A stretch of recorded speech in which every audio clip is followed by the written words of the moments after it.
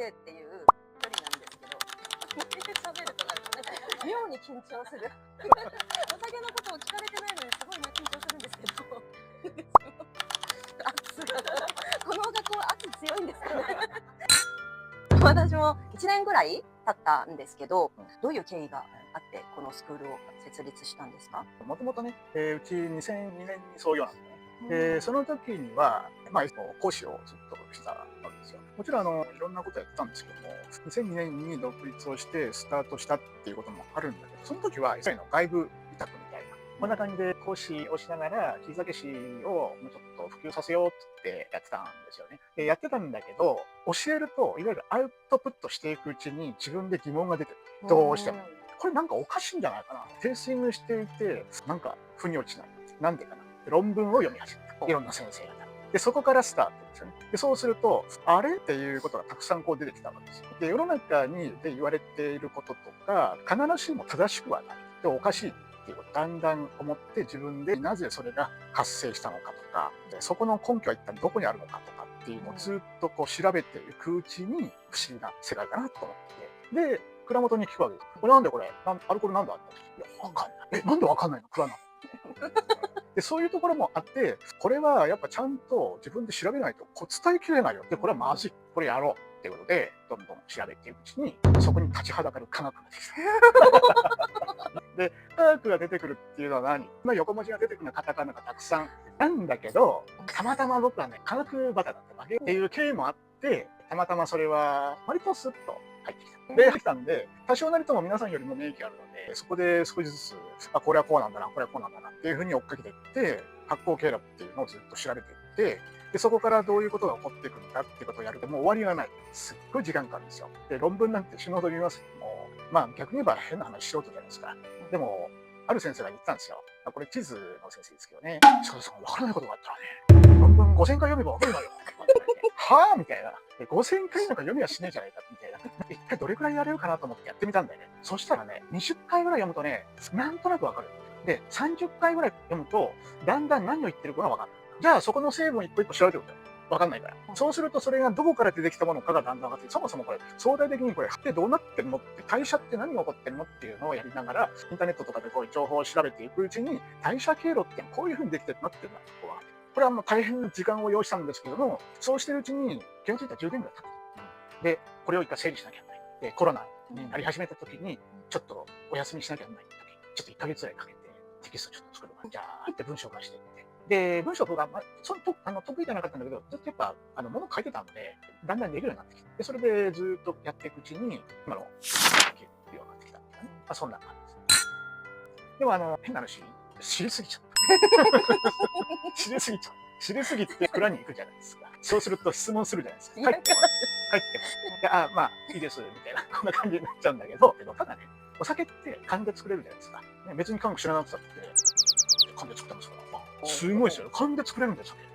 めちゃくちゃすごいよね。だから、この人たち、これは化け物だって。それは何に支えられてるのって言ったら経験ですよね。20年、30年経験して作り上げてきたってことですから、そうすると僕らももしかしたら5年や10年で作れるものじゃないんじゃないのって思い始めて、これはもう経験を蓄積していくしかない。だから、もしかしたら僕らもできるかもしれないっていうところから、その経験の蓄積が始まってきたっていうことですね。もちろん僕ら作る側じゃない、僕らどちらかといったら消費する側なんですよ。消費者なんですよ。ないので、作る側からどうこう言うつもりは全くないんですよ。消費者からの視点から見たら、こういうことが必要じゃないかなっていうのが、実は知りたい情報っていうのが欲しい。売られてる商品がどういう情報があるのかわからないので、やっぱそこら辺をどうしていくかっていうのは、科学を知っていくうちに、分析力がちょっと増してきて、おそらく蔵といろんな話をして訪問して体験させてもらってるうちに、これがつながってくる。点と点がずっとつながってきて、広い範囲でこう、球体になっていくというかね、こういうふうな感じになっていくっていうのが、ずっと長ったらしい話をしてすいません。だって20年以上の奇跡ですもんね。そういう。それで出来上がったのが発酵経路。夢にまで出てきた発酵経路です。それが夢に。こうやったら、こうやって作ったら分かりやすいんじゃないかなっていうことですよね。で、それは知りたい。こっちが知りたいから、何がどうなってるのを知りたいから、ここはどうなってるのかな。自分で疑問を投げかけて、もう一人自分がいるんですよ。で、ここで手を挙げてるんですよ。すいません、それって何ですかみたいな。そんな感じがあるので、これで、いろいろ、じゃあこれですってことで、これは見つからないと探す。おかしいみたいな。道具が足りないんだ。みたいな感じで。そうするとこれこう科学的に日本酒を学んでいく、見ていくことの意義っていうのは何ですか？簡単な話ですけども、マニアックになる必要はない。これは裏付けで、あくまでも裏付け。だけど、そこにあるのは、お料理の相性、ただ飲み頃、温度とか、どうやってお店の人たちがどうやって販売しようとかね、こういうことが最終的にお客さんを喜ばせるポイントになってくるじゃないですか。だから、それをどう考えるのかと。僕もしばらくサービスをしてたんですね。で、ソムリエをずっとやってきて、やはり昔はね、ソムリエはこのレストランのエンターテイナーであるっていう、そういうことも先輩から教わってきた過去もあるわけですよ。で、そうすると、サービスの技術もそうだけど、中身が必要なので、じゃあ料理の知識とかワインの知識とか、向こう行かないと分かんないことあるじゃん。それやるしかっていう自主努力ですよね。で、そういうのもやって、サービスの視点としてお客さんに提供して、でもそれはやっぱ裏付けがあるからそうできたんであって、日本酒もそうですよね。この酒を学ばないといけないんですし、どんなお料理の相性がいいのか、これがいいんで、なんでって聞くとこうだから。これをずっと続けていく裏には必ず科学が待ってる。この科学があるからこそ、こうですよって言えるんですよね。で、なんでって聞いて、えって止まっちゃう人いるんですね。昔ある有名なレストランに行きました。表参道にある。なんとかっていうやつですよ。言えないけど。知りたくなっちゃうね。で、そこで、エゾジカのグレーが出てきたんだよね。エゾジカのグレーだったら、赤最後ちょっとだけ飲みたいな、みたいな感じで。じゃあちょっと注文しようかなと思ってたところ、ソムリエが来て、失礼します。今日、エゾジカに合う赤ワインがございますが、いかがでしょうか？お召しになりませんかって言ってくれるから、ぜひお願いしますって言ったら、かしこまりました。って言って、で遠くから見ても僕らなんとなく、文字列でそんなんでなんとなくわかるんだけど、これはシャトーニチュカと思ったわけよ。教科書通りだ、これ。みたいな。教科書通りのワインです、みたいな。で、待ってたら、失礼いたします。赤ワインでございます。で、こちらはシャトーニチュカと申しまして、いろいろね、テーマの説明がしてます。そうですか。って言ってね、ありがとうございますって言ってね、ところでちょっとお伺いしたんだけど、あなたなぜこれ勧めたのって聞いたんだね。そしたら、沈黙が10秒過ぎました。長い。じーっと黙ってるから、どうしましたかって聞いたら、すいません。ちょっと10分ほど考えさせてもらってよろしいですかって言うんだったぐらい、おそらく真面目に考えたんだろうね。その人はとても真面目で。で、10分ぐらいしたら、先ほどは失礼いたしましたってね、来て、それをこう喋ってくれるわけですよ。で、あなた、ソムリエになってどれくらいになるのって言ったら、去年資格取ったばかりです。見た目30ぐらいの子だったんです。そうですかって言って。こういうこと申し訳ないんで、中島さんは僕らも実は同業者です。元ソムリエです。今はしてませんけどね。なんだけども、なぜあなたの勧めたか気になったのよってね。教科書通りだけど。でそういうことを聞かれることもあるから、これからそういうことは、いくらかね、ちょっと気持ちを思いながらサービスした方がいいよねっていう話はしたんですっていうね。その子はもう多分一生忘れないんだと思う。ガーンと来たんだと思う。でもそれって自分で本当に鏡に映してもらって自分の姿見てみてくださいってね。あそこ大事だよね。ねえ、ビジわかった、鏡見てよ。言ってることは間違ってないし、間違ってないんだけど、やだ絶対やだ。先にどういう人が言ってほしい。でもなんか彼女の気持ちもすごいわかります。その10秒はないですけど、半分ぐらいの秒数では私もそういう経験があるから、そうやっぱり酒作られた背景とペアリングって学んでおかないといけませんよね。しかもそれを科学的に学んでおくと、こう言われたらこの肉のこの旨味にこれがあっていけますもんね。でもね、僕らも若い時はそうだったんです。若い時ソムリエってもうやっぱいじめられるんですよ、お客さんに。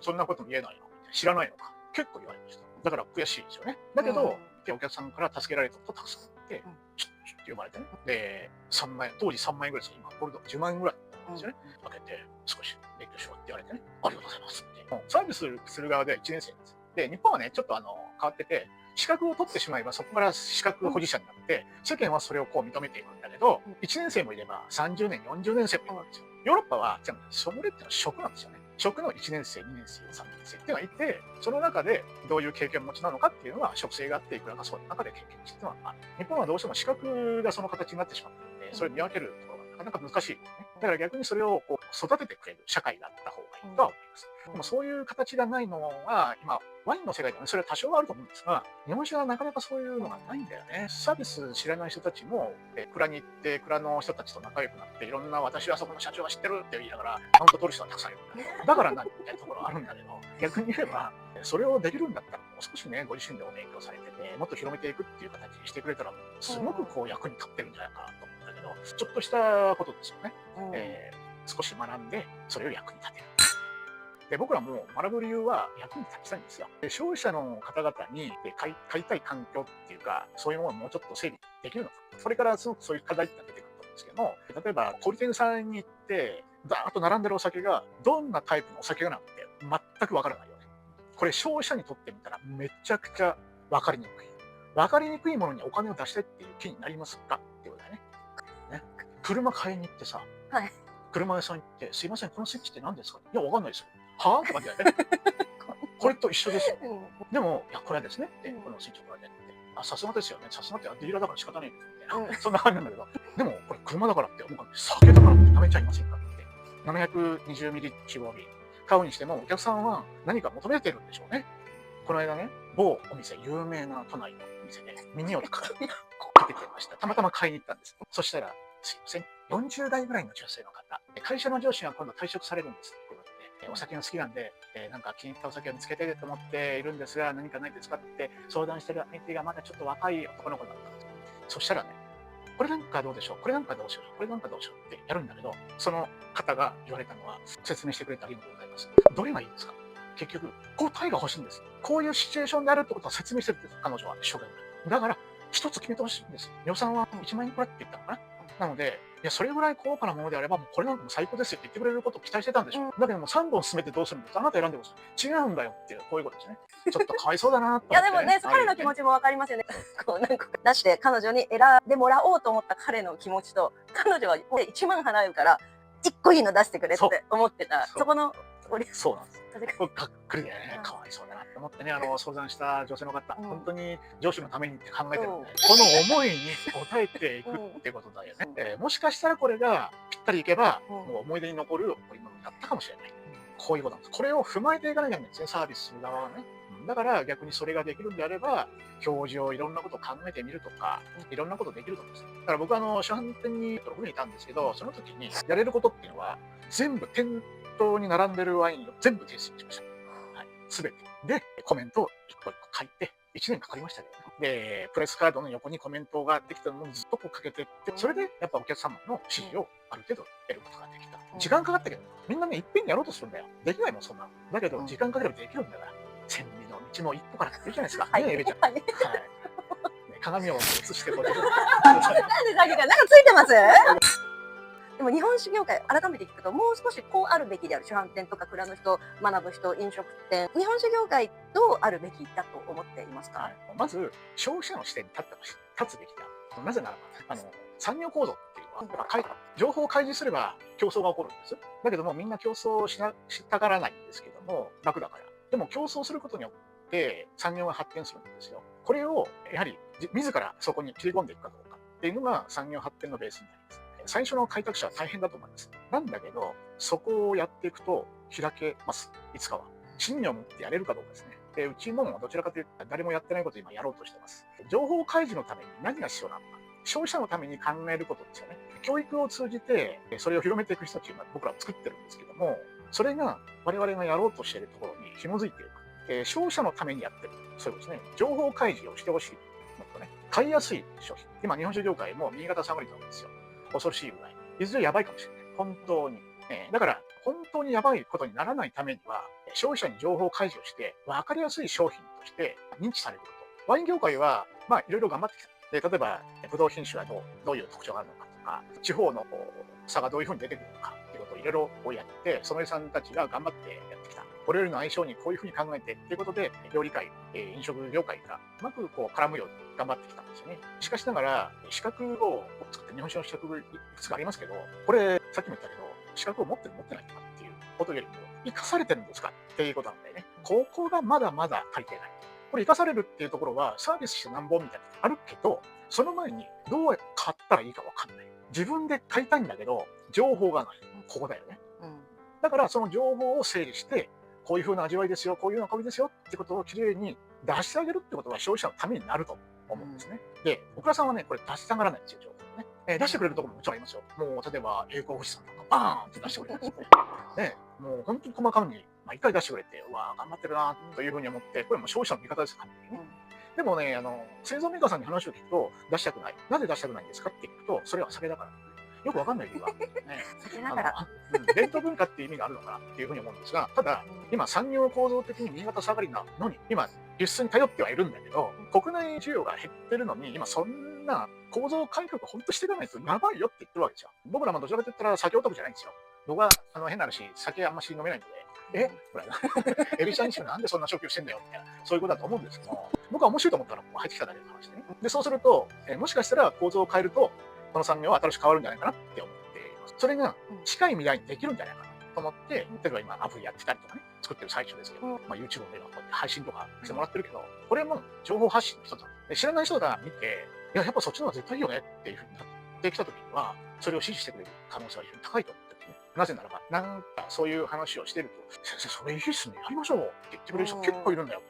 あ、いるんだったらやろうかなっていうね。これなんかイケイケでやっちゃう方なんで、エビちゃんよりもね、いまいちなんだけど、私すごい一点みたいになってますよね。熱量的にはね、私は細々とシーンと生きてますから。まあ、僕はどちらかというと、一応ね、誰が何て言ってやるぞってやる。いや私はそういうのないですから。人命のためのように生きてる。なんだけど、協力してくれる人たちがね、出てくるのよ、ちょこちょこと。ね今、本当に、いや、そのさん、これやろう。絶対業界のためにやるよって言ってくれるんですよね。だったらやろうかな。ね、そういうことです。もしかしたら消費者の人には、このお酒がもっと分かりやすい世界ができてくる。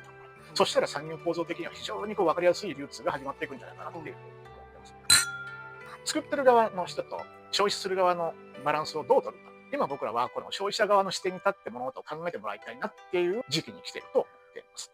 千金さんとかね、トークバトルってやってたんですよ。はい。